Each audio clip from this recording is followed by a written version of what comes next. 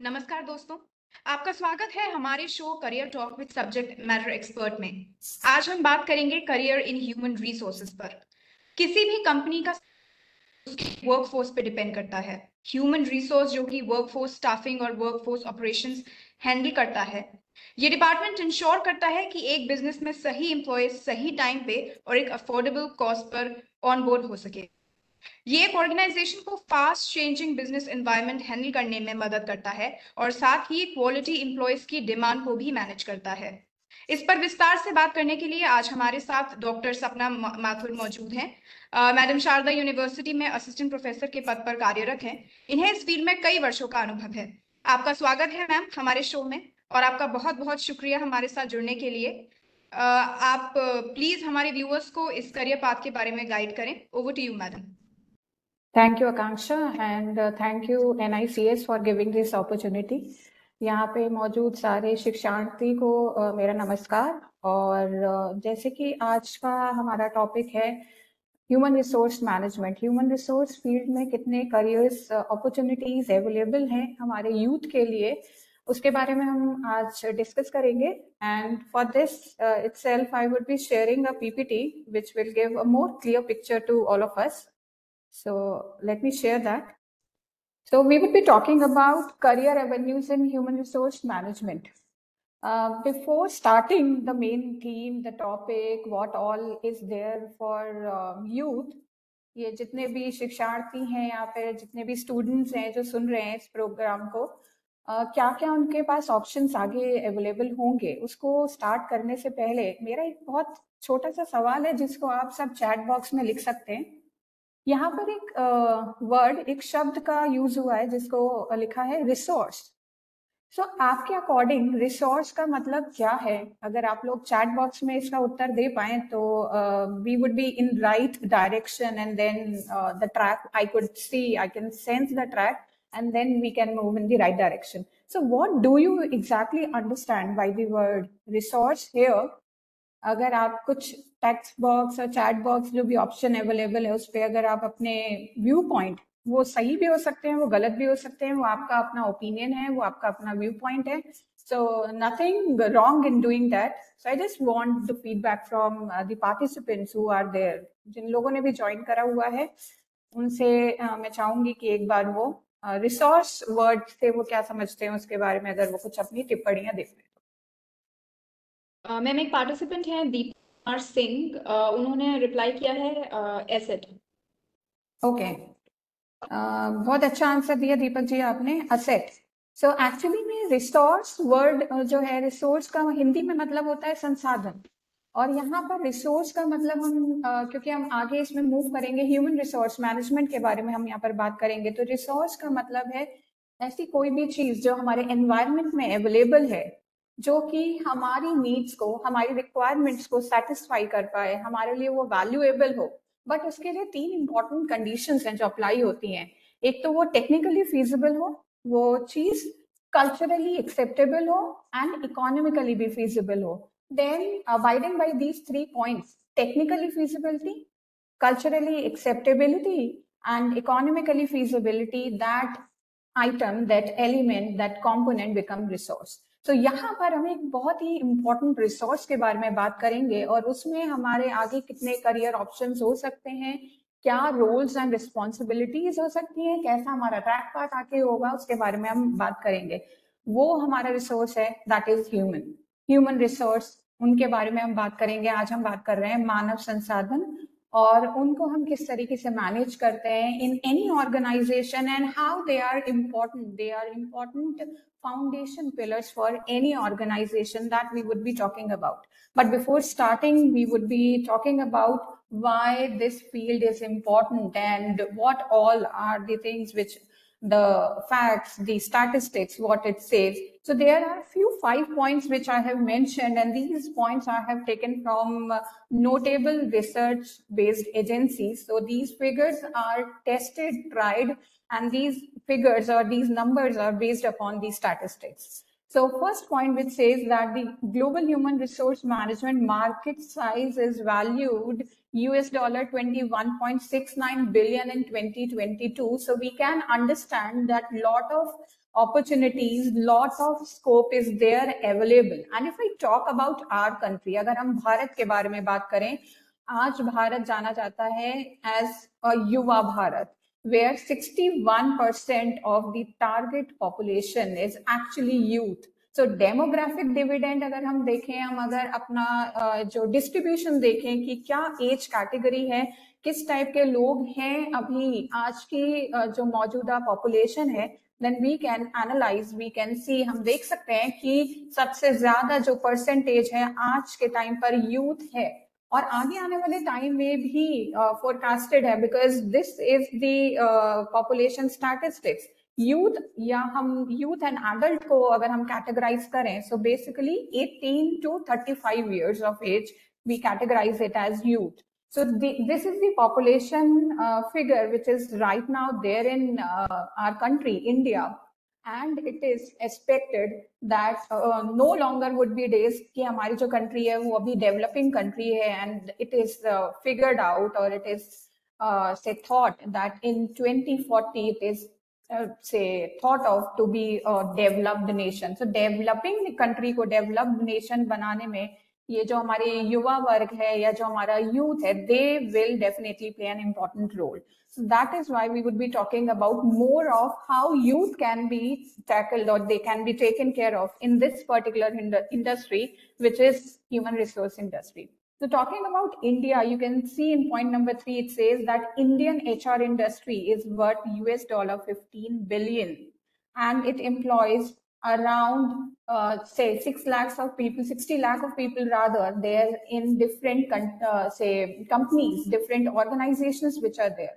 Leaving behind it, Indian HR technical market. Technical means based upon technology, because nowadays we are a lot of talking about artificial intelligence, we are talking about blockchain. So how say HR market is imbibing or clubbing with technology, किस तरीके से जो हमारी प्रौद्योगिकी है उसके साथ हमारा मानव संसाधन जो डिपार्टमेंट है किस तरीके से क्लब करके अपना आउटपुट, अपनी प्रोडक्टिविटी और इम्प्रूव कर रहा है और एनहांस कर रहा है. So you can see in this figure that it is expected to reach US dollar 34 billion by 2026. So gone are the days that our country's economy or GDP is falling down. In future, it is expected that the growth would be enormous and we would be the say foundation pillars behind that growth. So the growth compounded annual growth rate is expected to be 24.8% from 2021 to 2026, and it is expected that our this HR based market or outsourcing means that the few of the activities are given to different consultancies, third parties, so that work could be made with more ease. So that HR outsourcing market is expected to grow at a compounded annual growth rate of 10.7% from 2018 to 2025. So this is the statistics. इस statistics को देखकर ही सबसे पहले जो भी हमारे youth हैं या जो भी लोग इस फील्ड में इंटरेस्टेड हैं उनको देखना चाहिए कि lot of opportunity, lot of scope, lot of से वॉइड स्पेस, खाली जगह है available. And if in case अगर हम अपने आप को उस तरीके से ग्रूम आउट करते हैं, अगर हम अपनी स्किल को उस तरीके से अपने आप को हम अप स्किल करते हैं या even we can cross skill our things, then we can do wonders in this particular field.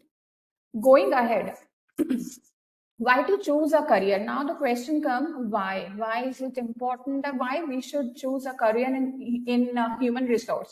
So ये यहाँ पे कुछ there are few 5 points, but before starting these 5 points, I will start with a notion. हम सब ने orchestra, हम सब ने बैंड, जो म्यूजिक बैंड होता है, म्यूजिक ऑर्केस्ट्रा होता है, उसके बारे में हमने सुना भी है, हमने उसको देखा भी है. वहां पर ऑर्केस्ट्रा के बैंड में बहुत सारे म्यूजिशियंस होते हैं जो अलग अलग instruments, they are playing different instrument, they are singing in symphony. वो एक लय, एक ताल के साथ गाते हैं, म्यूजिक प्ले करते हैं. बट लेकिन वहां पर अगर उनका जो एक मेन पर्सन होता है जिसको हम बोलते हैं म्यूजिक ऑर्केस्ट्रा बैंड कंडक्टर, वो अगर पर्सन नहीं है जो कि बताता है कि कब किस पार्टी को, किस म्यूजिशियन को, किस इंस्ट्रूमेंट को प्ले करना है एंड देन नेक्स्टली किस इंस्ट्रूमेंट को प्ले करना है, अगर वो नहीं होगा तो सारा म्यूजिक का जो सिस्टम है, जो सिम्फनी है, जो तालमेल है, वो बिगड़ जाएगी।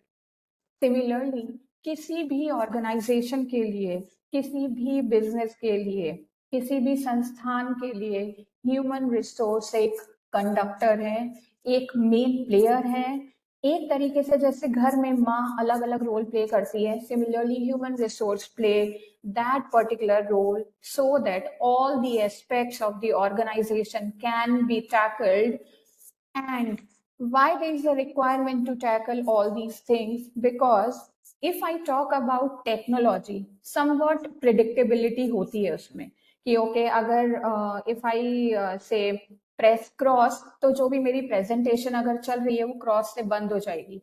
If I say press escape say in laptop, so it will, the window will be minimized. Likewise, so थोड़ी बहुत predictability है. But when we talk about human being, we are all say backed up. हमारे पास अलग type के दो backup हैं, एक है हमारा ब्रेन, एक है हमारा heart. So we are flooded with different type of emotions. We have different type of psychology which is brain based. So हमारे पास जो इंसान है सामने वाला, उसकी प्रेडिक्टेबिलिटी बिल्कुल एक्यूरेटली करना वो हमारे लिए थोड़ा सा मुश्किल है. थोड़ा सा वहां पर lot of effort is required so that we are able to predict that okay this would be the behaviour of this person. इसीलिए ह्यूमन रिसोर्स डिपार्टमेंट की रिक्वायरमेंट है, इसीलिए ह्यूमन रिसोर्स प्रोफेशनल की रिक्वायरमेंट है, so that all the activities which are human driven they can be tackled, they managed effectively, efficiently, and resourcefully. So that is why there are 5 important points which are mentioned here, that HR professional basically they make strategic impact. Strategic which means strategy का मतलब यहाँ पर होता है रणनीति बनाना. किसी भी game, किसी भी कंपटीशन को अगर हमें डिफीट आउट करना है, मीट आउट करना है, then it is important to make a game plan. So similarly, human resource department, they plan it that how this, if in case this problem is coming, how we can do it, how we can manage it in the best possible way. अगर हमारे पास से training से related कोई issue आ रहा है, then how I can make it in the best possible way so that that problem doesn't come today and it also doesn't arise in future. So they definitely human resource professional make strategic impact. They have diverse responsibility and task. It is not related only with कि हमने कुछ लोगों की भर्ती कर ली, उनका चयन कर लिया, which we say recruitment and selection. It is not only bounded with it. Many times we have a perception, जिन लोगों को नहीं पता होता है कि बस खाली रिक्रूटमेंट कर लिया, सिलेक्शन कर लिया, चयन कर लिया और प्रशिक्षण दे दिया, ट्रेनिंग दे दी and then the things are done. No. As an HR, you will have diverse responsibilities. You would be solving number of issues of the people who are there, and even you are a linking chain between top management and the employees who are there. So there would be a lot of issues, lot of tasks with in front of you, and every day would be a different day for you. So there would be things which would be different in nature. That is why I have mentioned this word diverse. There would be diverse responsibility, different tasks in front of you, and you would be solving. Definitely these tasks are human based, employee based issues would be there, and there could be few issues which could be productivity based, there could be few issues which could be performance based. So these all issues are basically linked with human beings. Then gain a transferable skill set, can gain transferable knowledge, acumen. That is, if we are interacting, अगर हम कई तरह तरह के लोगों से बात करते हैं, इंटरेक्ट करते हैं, उनके साथ उठते बैठते हैं, तो हम हमेशा ideally we basically try that we take on their positive things. हमें उनसे उनकी positive things लेनी चाहिए, हमें उनके positive traits लेने चाहिए. No one is perfect in this universe. कोई भी 100% परफेक्ट नहीं है, but each of us, whether at a higher cadre, ऊपर पोजीशन पर हो चाहे हम ग्राउंड लेवल पोजीशन में हो, हम में कुछ ना कुछ पॉजिटिव पॉइंट्स होते हैं, कुछ ना कुछ नेगेटिव पॉइंट्स होते हैं. तो kindly take those positive points. Hence, as an HR professional would be interacting more with people, would be solving more issues, people related issues. Hence, they basically gain different type of insights, different knowledge sets, they gain it and they transfer also. So that can be one of the positive, say, inclination behind choosing HR as a career.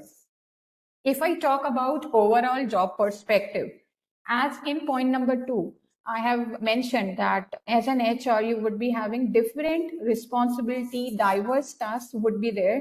Hence, you are not only bounded with one single responsibility. Say you are, say, initially an HR executive, where you are placed into recruitment and selection, जहाँ पे आपको चयन प्रक्रिया करनी है या आपको से प्रशिक्षण देना, ट्रेनिंग देनी है. आप वहीं तक बाउंडेड नहीं होके आप आगे उस चीज का अनुभव लेके, उसका एक्सपीरियंस लेके आप आगे नेक्स्ट फील्ड में जा पाओगे. आपको हो सकता है बेनिफिट मैनेजर बना दिया जाए, जहां पर आप इन जो भी एम्प्लॉयज हैं किसी भी ऑर्गेनाइजेशन में, उनको कैसे हम मोटिवेट करें, कोई अच्छा काम कर रहा है, अच्छी प्रोडक्टिविटी दे रहा है, ऑर्गेनाइजेशन के टारगेट को अटेन करने में हेल्प आउट कर रहा है, उनको हम क्या क्या रिवॉर्ड्स दे सकते हैं, क्या क्या उनको हम एक्स्ट्रा बेनिफिट्स दे सकते हैं. All these you can plan. हो सकता है आप DEI मैनेजर हो या DEI एग्जीक्यूटिव हो. DEI stands for diversity, equity and inclusion. So आजकल बहुत ज्यादा बात हो रही है डाइवर्सिटी की. अलग अलग टाइप के लोग हैं, अलग caste, creed, even biologically also the people are different. So all the people with different set of, say, differences, they should be given equal opportunity while hiring them, while training them, or while giving them any kind of promotion. So there could be a different this set of responsibility with you. So it's a better job outlook when I talk about human resource. Now talking about organizational culture, which is the last point here. So organizational culture, it talks about a good HR creates a good organizational culture.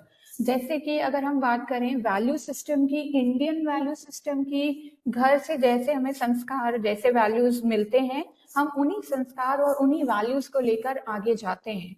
आगे आने वाले time में जो हमें लोग मिलते हैं, friends मिलते हैं, या हमें हमारे स्कूल के सिस्टम में जो भी मिलते हैं, हम उनसे कुछ इनपुट्स लेते हैं, बट जो हमारा बेसिक बेस है that start from our house. Similarly, HR are the people who impact the organizational culture. They make policies which are say employee friendly, nowadays also environmentally friendly. And if in case there are any type of issues, conflicts, how to handle them, all these things are basically driven by a good HR professional, good HR department in any organization. So they do influence the culture of the organization a lot, and lot with respect to it is dependent upon them. Now moving to the areas which could be there are, I have mentioned 5 important areas, but it is not only limited to it.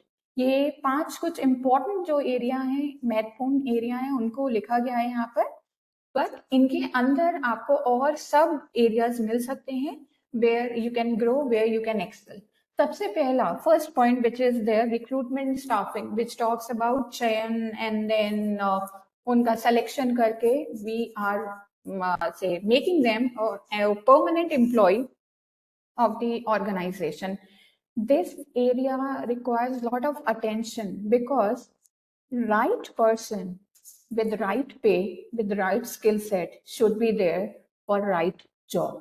अगर इसमें कोई सा भी right miss हो गया, then the everything in that organization related with work, related with responsibility, related with task will vanish. वो बिल्कुल खत्म हो जाएगी अगर आपने सही इंसान को सही जॉब के लिए एक सही स्किल सेट के साथ उसका आपने चयन नहीं करा तो, या चयन प्रक्रिया में कहीं भी कुछ गड़बड़ हुई, कुछ इश्यूज हुए, देन पूरा एक तो आपका टाइम जाएगा, आपका एफर्ट जाएगा, एंड जो भी ऑर्गेनाइजेशन इसमें पैसा लगाती है, cost, as in the very beginning, it was talked about cost minimization is the requirement. Then only we are able to earn and generate profit.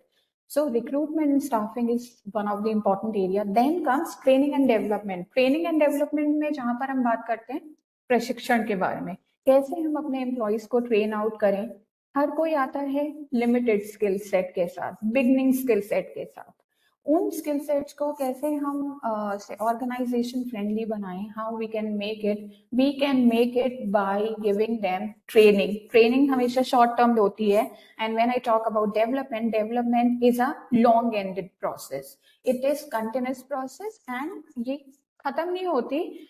From our journey in any organisation या जो भी जिस भी role के साथ हम start करते हैं वहां से वो शुरू होती है, and then it keeps on adding till say we are there at any top based position in any organization. So training and development, कैसे स्किल सेट को इम्प्रूव करा जाए, कैसे नॉलेज को इम्प्रूव करा जाए उस एम्प्लॉय की अगर नॉलेज लिमिटेड है, और कैसे attitude is basically way of seeing the things. किस नजरिए से वो एम्प्लॉय उस ऑर्गेनाइजेशन को देख रहा है या उस प्रॉब्लम को देख रहा है या उस काम को देख रहा है, उसको कैसे पॉजिटिव लिंक्ड बनाया जाए in comparison to make it negatively linked. So training and development is there. Compensation and benefits, which talks about what should be the salary profiling and what could be the benefits related to different categories. We cannot give same salary to all the people. We cannot give same benefits to all the people. These things are based upon experience, education qualifications. It is based upon might be our age. It can be dependent upon what all skill set we have. So अगर हम बात करें compensation के बारे में, जो कि हम बात कर रहे हैं यहाँ पे सैलरी और सैलरी से रिलेटेड लाभ बेनिफिट्स, तो वो सब डिपेंडेंट होते हैं कि कितना एक्सपीरियंस है उस इंसान को, क्या उसकी एजुकेशन क्वालिफिकेशन है, क्या उसमें कुछ एक्स्ट्रा स्किल सेट है जो आम जो लोकल मार्केट है या जो हमारा ह्यूमन रिसोर्स बेस्ड मार्केट है वहां पे उसकी अवेलेबिलिटी कितनी है, उस पर बेस्ड होता है हमारा कंपनसेशन एंड बेनिफिट. यहाँ पर पेरोल एंड पेरोल अकाउंटिंग वो भी एक सब थीम आती है जहाँ पर एज एन एचआर प्रोफेशनल हम काम कर सकते हैं, ग्रो कर सकते हैं. Then comes safety and health planning, and with it there is employee and labor relation. With it also I have mentioned legal compliance. Safety, it talks about suraksha. Health planning, it talks about swasth and उससे related जो भी issues हैं, these are also the issues which HR takes care of. क्योंकि एक organisation जब ही survive कर पाएगी जहां पर जो एम्प्लॉय है वो रेगुलर है, वो कम से कम लीव ले रहा है, कम से कम एब्सेंटीज एक प्रॉब्लम होती है जो ऑर्गेनाइजेशन फेस करते हैं. Absentees means people taking more repeated leaves, जल्दी जल्दी छुट्टियां ले रहे हैं और काम छुट्टियां जो वो ले रहे हैं उसकी वजह से काम पर फोकस नहीं है और काम का आउटपुट नहीं आ पाता. So this also is under the purview of HR department or an HR professional. Safety and health planning. Safety talks about अगर कोई ऐसी इंडस्ट्री है जहाँ पर सेफ्टी अप्लायंसेस होने चाहिए, गैजेट्स होने चाहिए, उनके पास सारे इक्विपमेंट्स होने चाहिए, this should be taken care of by the HR department, and this data they should take from the production department so that proper planning could be done. Employ and labour relation, यहाँ पर तीन important party आती हैं. एक होता है हमारा employer जो हमें जो नौकरी प्रोवाइड करता है, जो हमें नौकरी देता है. एक होता है हमारा एम्प्लॉय जो कि लेबर में भी आ जाता है, एंड तीसरा होता है सरकार, गवर्नमेंट. एक ट्रायंगल है ये एम्प्लॉय का, एम्प्लॉयर और गवर्नमेंट. अगर इस तीनों जो हमारे एलिमेंट्स हैं, इन तीनों जो हमारे इम्पोर्टेंट बिंदु हैं, इनमें तालमेल अगर बिगड़ेगा तो वहीं पर हमारी ऑर्गेनाइजेशन की प्रोडक्टिविटी, उसकी जो परफॉर्मेंस एबिलिटी है उस पर इम्पैक्ट आएगा ही आएगा. तो एक एचआर डिपार्टमेंट का काम होता है कि कम से कम कॉन्फ्लिक्ट आए, कम से कम इश्यूज आए एम्प्लॉयज के, और उनको किस तरीके से वो मेंटेन करें with the labour law regulation of India, because we are abiding in India. We will be taking care of the laws, labor laws which are there in our country. अगर हम ग्लोबली एक्सपेंड कर चुके हैं, तो globally जो भी labour laws चल रहे हैं उनको हमें कंप्लायंस करना ही पड़ेगा। अदरवाइज ऑर्गेनाइजेशन या एम्प्लॉयर एक बड़ी मुसीबत में आ सकते हैं if in case they are trapped, अगर वो फंसते हैं कि लीगल कंप्लायंसेस प्रॉपर नहीं हुई है। सो ऑल दी रेगुलेशन, जो भी रेगुलेशंस लेबर लॉ के हैं उनको मानना, उनकी पॉलिसीज को रीड करना, उनके अकॉर्डिंग अपनी ऑर्गेनाइजेशन की पॉलिसीज को बनाना, वेजेस के रिलेटेड हो, चाहे टाइम से रिलेटेड हो, चाहे वो ओवर टाइम से रिलेटेड हो, ये सारा काम एक एचआर डिपार्टमेंट का होता है। Going forward, there is a tentative roadmap which I have mentioned here. यहाँ पे आपको 5 steps मिलेंगे, 5 categories हैं which are mentioned: service provider, solution provider, strategic advisory roles, performance, accountability. ये कुछ 5 पॉइंट लिखे हुए हैं, but it is not necessary that all the 5 phases each of us will face if in case we are an HR professional. ऐसा कोई जरूरी नहीं है, बट ये जनरल रोड मैप रहता है।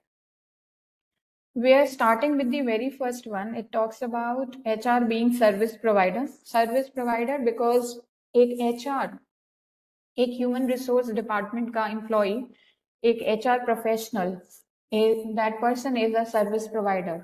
वो ट्रेनिंग भी देता है, वो रिक्रूटमेंट प्रोसेस भी करता है, वो रिक्रूटमेंट एडवर्टीजमेंट्स को बाहर मार्केट में भी फ्लोट करता है, न्यूज़पेपर में निकलवाता है, उनका कंटेंट डिजाइनिंग, कितनी वैकेंसीज हैं, ये सब प्लानिंग, सारा analysis that is being done by human resource department or an human resource professional who is part and parcel of that department. Training कब देनी है, किस बैच को देनी है, किस बैच को किस टाइप की ट्रेनिंग देनी है, सीनियर पोजीशन वाले जो भी हमारे प्रोफेशनल्स हैं उन्हें किस टाइप की ट्रेनिंग देनी है, मिडिल लेवल पर हैं तो क्या हमें उन्हें ट्रेन करना है, क्या डेवलपमेंटल एक्टिविटीज होनी चाहिए, then how to motivate the employees, what all we can do as their benefits, उनकी परफॉर्मेंस को इम्प्रूव करने के लिए. So that is there when I talk about being a service provider. Now talking about being a solution provider. Solution मतलब कोई भी grey issue आता है, then HR is basically responsible to solve the issues which are there related with employees. कोई employ conflict है, कोई employ leave related issue है, कोई एम्प्लॉय परफॉर्मेंस रिलेटेड गैप है, when it might be that that person is not happy with the organizational output, तो वो भी HR को हैंडल करनी है. then there can be issues related to कि कुछ ग्रीवियंस है किसी एम्प्लॉय का और वो आगे लीगल रोड मैप लेना चाहता है. so all things related to it comes under as a HR providing solutions. So इसको, इस पॉइंट को एक अच्छे एक कोट के साथ डिफाइन करने के लिए I would like to add on, एक HR एक लॉयर भी है, HR एक जज भी है, और HR एक हैंग्समैन भी है. Hangman means one who give punishment of hang to death. So वो तीनों काम एक HR डिपार्टमेंट करता है. वो जज भी करता है, वो लीगल इश्यूज को रीड करके एक्सप्लेन भी करता है, और if in case that person is not working as per the policy, then उनको फायर आउट करने का काम भी एक HR डिपार्टमेंट के ऊपर ही आता है. तो हैंग्समैन भी HR ही है. Now talking about third point, strategic जैसे हमने पहले भी बात करी, रणनीति बनाना और क्या कर सकते हैं हम इस फील्ड में so that we can be the best organisation where people want to actually work, not only limited to 8 hours but for entirety. 8 घंटे तक ही नहीं कि 8 घंटे जब पूरे होने वाले आए उससे पहले ही इंतजार होता है कि हम अपना लैपटॉप बंद करें और घर की तरफ चलें. किस तरीके से एम्प्लॉयज को एक बांध कर रखना, किस तरीके से पॉलिसीज को इस तरीके से बनाना सो दैट एक एम्प्लॉय फील करे कि organisation is their first priority. Personal objective से पहले उनके ऑर्गेनाइजेशनल ऑब्जेक्टिव अगर सामने आए, एम्प्लॉयज के दिमाग में अगर आए, it means that the culture, the promise, the performance and the output of the organization is premium. So hence strategic role भी play करने पड़ते हैं HR को. Advisory role and performance accountability. Advisory role means management अगर कुछ issues के साथ आता है, say COVID-19 आया, pandemic hit करा, then what all measures we can take so that we can say retain the employee, we can motivate them, we can get the work done. So recession आता है तो किस तरीके से हमें इन चीजों को मैनेज करना है, ये एडवाइजरी रोल्स भी एचआर प्ले करता है एट अ हाई पोजीशन, जो कि टॉप मैनेजमेंट को inputs, insight and suggestion provide out करता है. Then performance accountability. जब ये सारे हम काम कर रहे हैं, सर्विस प्रोवाइड कर रहे हैं, सॉल्यूशन प्रोवाइड कर रहे हैं, we are advising also, then एक आउटपुट आए उस ऑर्गेनाइजेशन से. हम इनपुट तो दिए जा रहे हैं बट आउटपुट आ रहा है या नहीं आ रहा है, उस एम्प्लॉय को जिसको हम सैलरी दे रहे हैं, हम ट्रेन कर रहे हैं, we are giving all the things to that person, whether that person is performing or not, that is also a question of concern. Hence performance accountability भी HR की आती है, which they track. It could be 6 monthly tracking, it could be yearly tracking, जिसको हम performance assessment करते हैं, and then future what can be the course of action जो लिया जा सकता है. So performance को किस तरीके से measure करा जाए, क्या criteria रखे जाएं, किस तरीके से एक ऑर्गेनाइजेशन जो इनपुट दे रही है उसको आउटपुट की भी रिक्वायरमेंट है, ये सारा इसकी स्क्रीनिंग, इसका मैनेजमेंट एक एचआर डिपार्टमेंट के हाथों में होता है. Now quickly coming with the roles. So there are four basically important roles which are mentioned here, starting with the first one which is HR expert. हम यहीं से शुरू करेंगे और धीरे धीरे हम अपने हॉरिजॉन को, हम इस अपने सरकमफ्रेंस को, हम अपने सर्कल को बड़ा करते जाएंगे. हम अपना सर्कल बड़ा जब करते जाएंगे जब हम नई चीजें, नई स्किल सेट, नए इनपुट्स, ये सारी चीजें हम जैसे जैसे गेन करते जाएंगे, हम जैसे जैसे लोगों को समझते जाएंगे एंड उनके अकॉर्डिंग क्या और हम टर्म्स एंड कंडीशन या क्या बेनिफिट्स हम उनको दे सकते हैं या क्या और पॉलिसी मेजर्स हम यूज कर सकते हैं. When we will start understanding that, we will expand our horizon. जो आप देख पा रहे हैं डार्क ब्लू हॉरिजन जो कि लीडर इंडिकेट कर रहा है, when we have crossed all these 4 steps. So initially we would be HR related executive, we would be HR expert, जहां पर हम सारे डोमेन्स के नॉलेज लेंगे. हम रिक्रूटमेंट एंड सिलेक्शन भी कर रहे होंगे, चयन कर रहे होंगे, हम सिलेक्शन कर रहे होंगे, हम ट्रेनिंग दे रहे होंगे, प्रशिक्षण दे रहे होंगे, हम कंपनसेशन, सैलरी से रिलेटेड इश्यूज को हैंडल कर रहे होंगे, हम उनके परफॉर्मेंस से रिलेटेड इश्यूज को हैंडल कर रहे होंगे. And then from this step we would be moving to the next step which is change agent. फिर हम after understanding these things as an HR professional, हम और क्या इनिशिएटिव्स ला सकते हैं, what new we can do, we would be helping the organization in doing that. We would be introducing new schemes, new action plans so that employees could perform more good. The employees are motivated and they are working say 24/7 for the organization. जो हमारा second last है that is business partner and then leader. Business partner is that we are talking or we are engaging with the top management, we are also interacting with third parties, we are also interacting with different stakeholders. Stakeholders एक organization के पास बहुत सारे हो सकते हैं, customer है, government है, vendors हैं, सप्लायर्स हैं उनके, और लीगल जो भी अथॉरिटीज हैं, ये सब स्टेक होल्डर्स हैं. So as an HR you are interacting, you are communicating, you are link between organisation and these stakeholders. Hence you are a business partner also. And last में जो point है, जब हम अपने horizon को बहुत expand कर चुके हैं, leader, we then become say so proficient in such a way that we are able to analyze the things from human resource point of view. We are able to tackle the things with respect to what that particular employee would be feeling. Hence we are basically a participative kind of leader, not an autocratic kind of leader.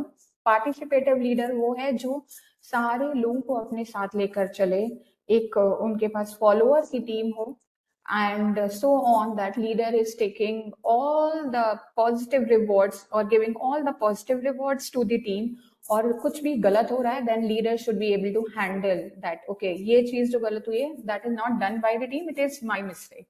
So एक leadership ability when we have expanded our horizon. Now this is the thing which is most important for you, जितने भी लोग सुन रहे हैं, जितने भी students इस program को सुन रहे हैं, these are few courses which I have mentioned. इनके अलावा आप बहुत सारे certification programs हैं वो कर सकते हैं. आप upskilling courses हैं, there are many courses which are free also, which are paid also. Those courses you can do so that you can enhance your skill set in this domain. आप अपने जो आपकी skills हैं, मानव संसाधन अगर आपको department में जाना है और आगे आपको इसी फील्ड में करियर चूज करना है, देन आप ये सारे प्रोग्राम्स, सर्टिफिकेशंस, डिप्लोमा प्रोग्राम्स आप कर सकते हैं, so that you can have an edge. आपके पास एक एक्स्ट्रा स्किल सेट हो and you start giving output and you start say doing in such a way that you are knowing these all things since long. So कुछ courses हैं, जैसे यहाँ पे bachelor's हैं, BA, BS, BBA, HRM में आप कर सकते हैं. I have also mentioned the duration, I have mentioned the eligibility. You can do different certification program, 3 months to 1 year.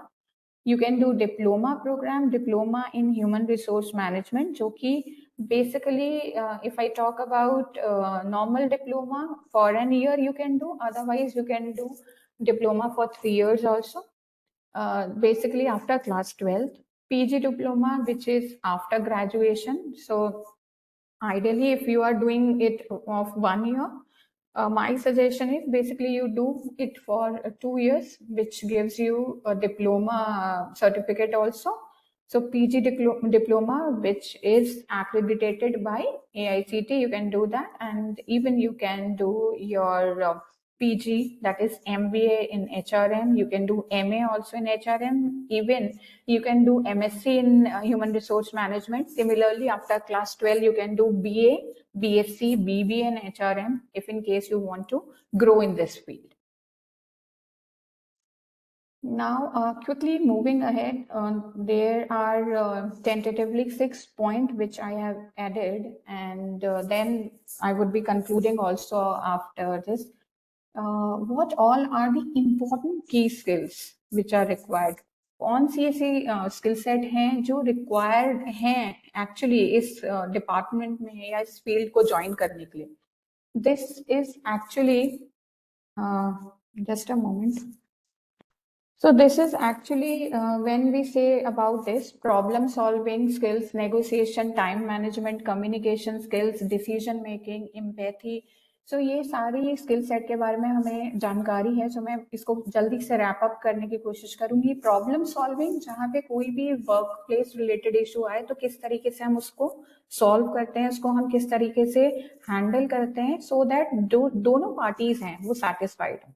Negotiation में भी यही है कि किस तरीके से हम तालमेल लेकर अगर फर्स्ट रिक्वायरमेंट नहीं सेटिस्फाई कर पा रहे हैं तो कम से कम सेकंड मोस्ट इम्पॉर्टेंट रिक्वायरमेंट को हम सेटिस्फाई कर पाए, सो दैट एक कंक्लूडिंग और एक सक्सेसफुल डिसीजन पर हम लैंड कर पाए.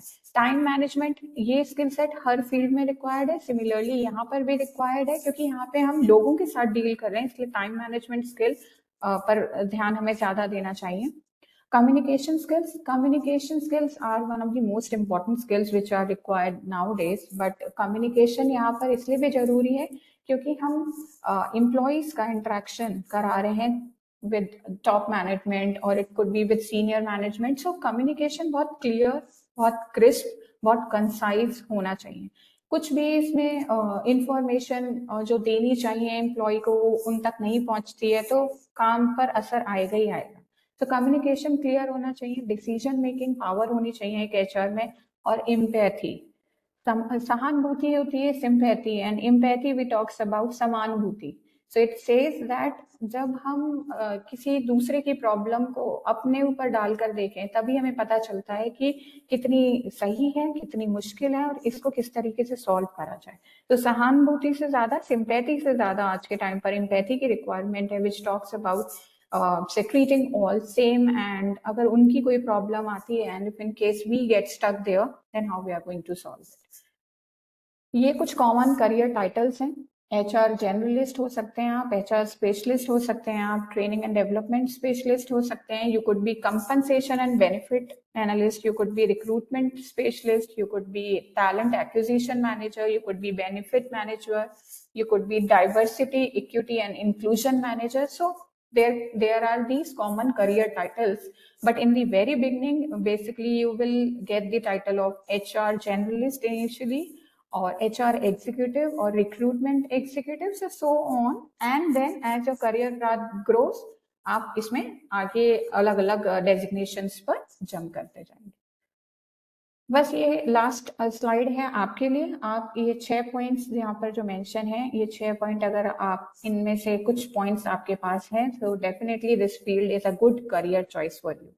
So you want a fast growing career outlook, you enjoy working with people, you seek variety and growth, you want to boost business, you handle tricky situation जिसको हम आजकल बोलते हैं crisis management, और आप एक अच्छे स्ट्रैटेजिक एनालिटिकल थिंकर हैं, चीजों को सोचते हैं, रणनीति प्लान आउट करते हैं, कॉम्पिटिटर्स को जानते हैं, and then you make your move, then you could, this field could be a good career choice for you. And this is the last one कि आगे एआई ऑलरेडी हमारे इंडस्ट्री को hit कर चुका है, इट्स ऑलरेडी देयर. तो HR technology अभी और प्रोजेक्टेड है, it will grow, and hence there is a lot of say opportunities for youth in this field, which is basically technology driven and data driven. And hence here with this quote I would be ending the presentation for today, and it would be open for any question and answer rounds. So as an HR leader, you should have deeper understanding of people, how they work, what impact they give, regardless of size, regardless of environment and any other obstacle. This will help the company to develop a good culture. So a lot of avenues are there, a lot of opportunity are there, but basically we should be a people's people, then only we could be able to survive in this field. So thanks a lot. I would be stopping the sharing option, and if in case there are any questions, it is open for the audience. Ma'am एक participant है विकास, वो जानना चाहते हैं कि कोई free certificate courses वो कर सकते हैं क्या इस फील्ड में?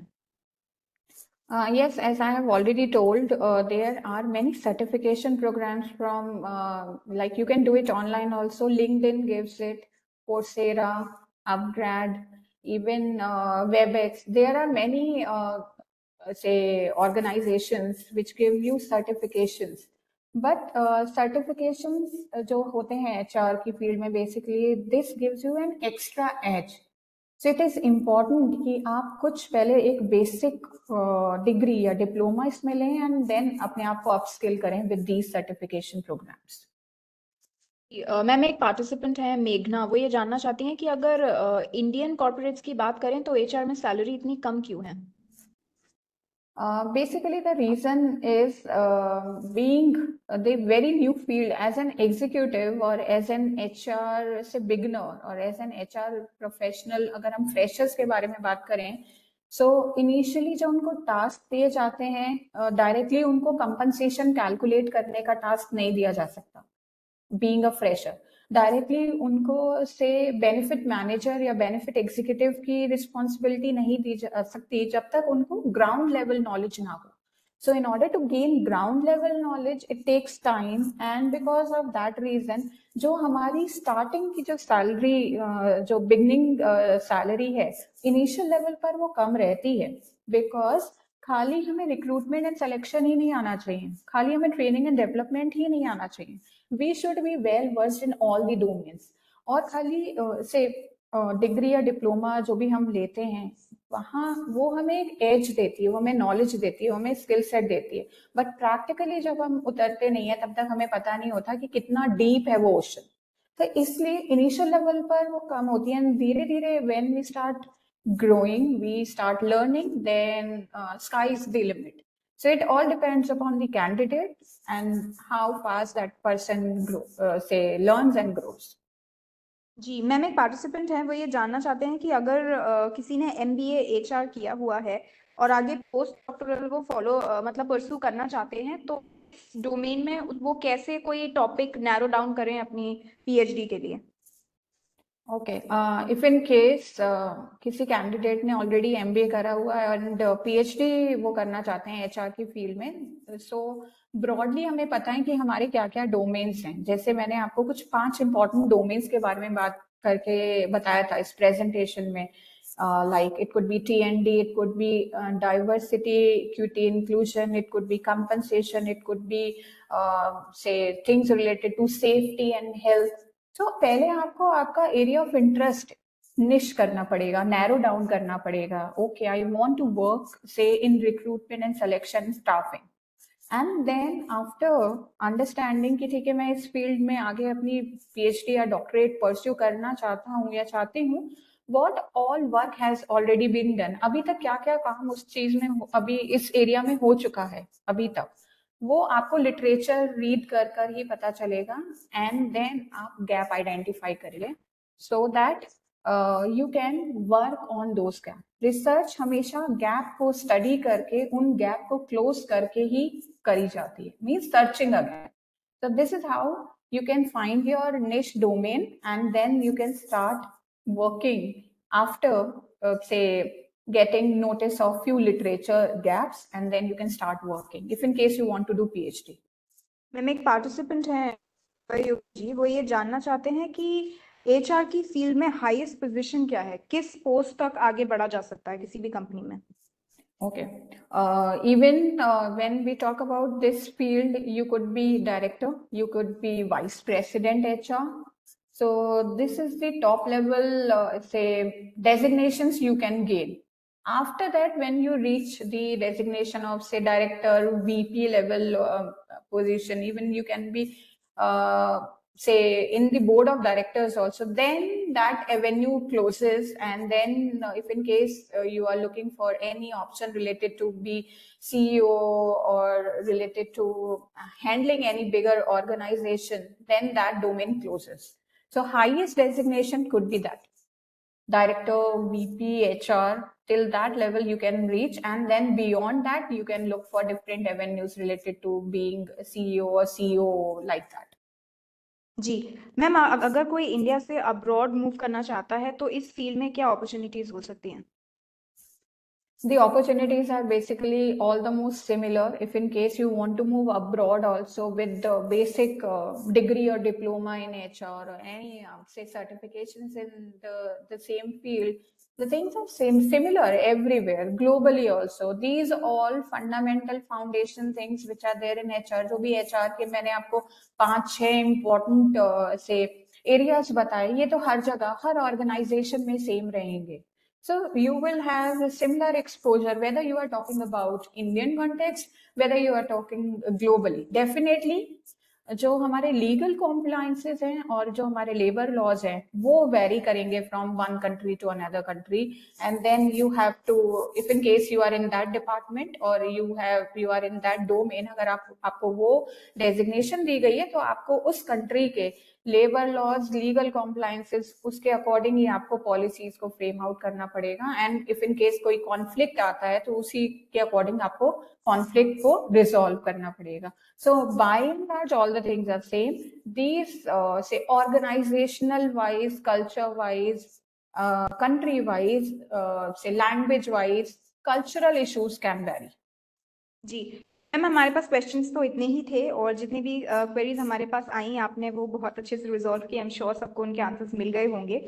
Thanks a lot for the wonderful session ma'am, बहुत ही इंसाइटफुल सेशन था। श्योर जितने भी हमारे व्यूअर्स थे, पार्टिसिपेंट्स थे, सबको एक होलिस्टिक ओवरव्यू मिल गया है कि इस डोमेन में, इस फील्ड में कैसे आगे परस्यू करना है, क्या क्या करियर पाथ्स हो सकते हैं और वो कैसे अपना नेविगेट कर सकते हैं ins and outs. Thanks a lot for the session ma'am, हमारे साथ जुड़ने के लिए बहुत बहुत शुक्रिया। और जितने भी व्यूअर्स हैं मैं उनको भी थैंक यू बोलना चाहती हूँ कि आप लोगों ने ये सेशन ज्वाइन किया और इसे सक्सेस बनाया। Thanks a lot. Thanks a lot.